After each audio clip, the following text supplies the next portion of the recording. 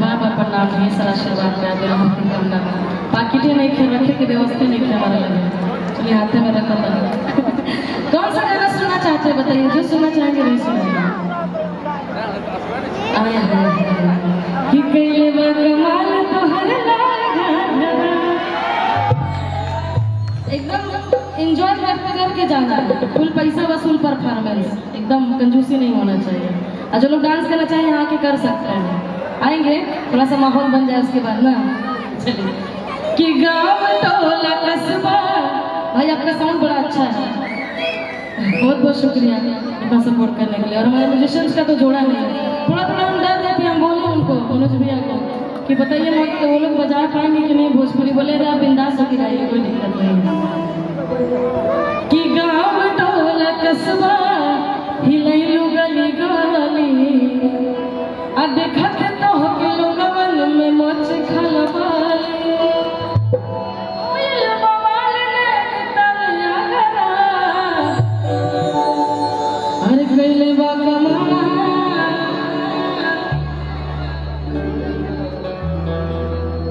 हाँ कोई है क्या गाने का? है तो ठीक है, नहीं तो कोई बात नहीं, प्रोसेस स्किल का ही पंगा होगा। चलिए कि गाँव टोला कस्बा ही गली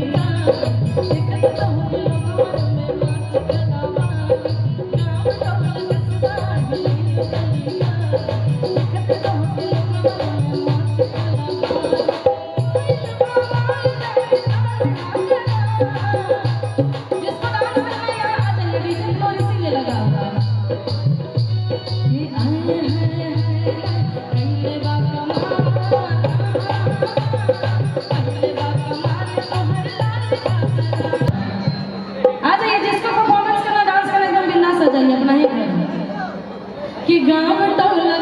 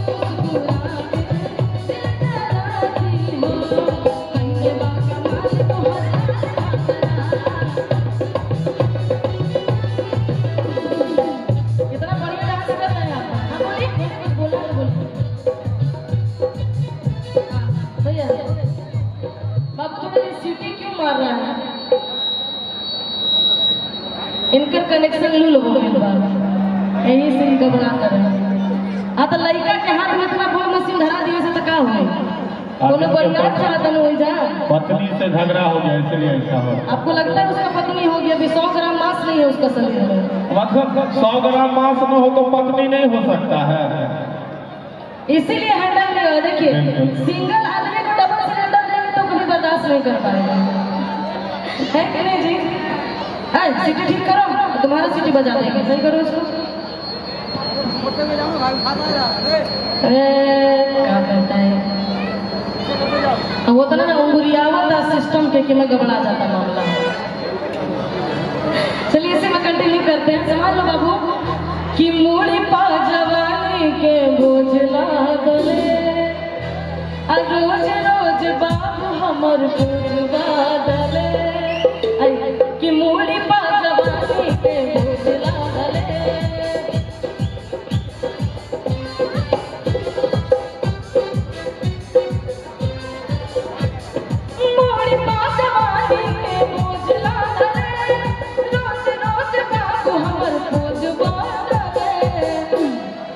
लइकन में लफड़ा करा दे बुका गोलियां भाला चलावा दे बुका लइकन में लफड़ा करा दे बुका गोलियां भाला चलावा दे बुका।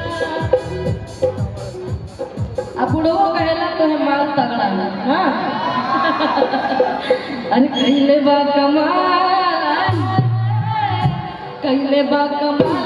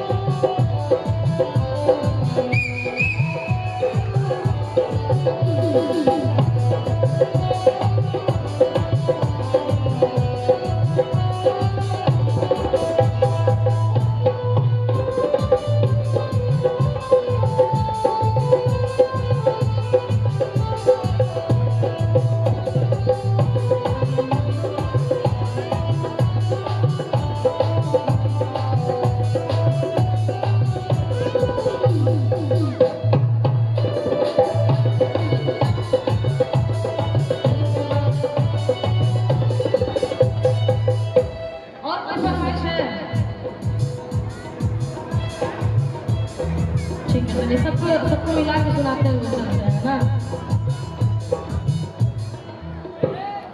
कि अभी जवानी हरवा आबा चलाए को पारवा अरे देही पक्षी का तू डाल रवा कैले खड़ा जान का रवा कि कच का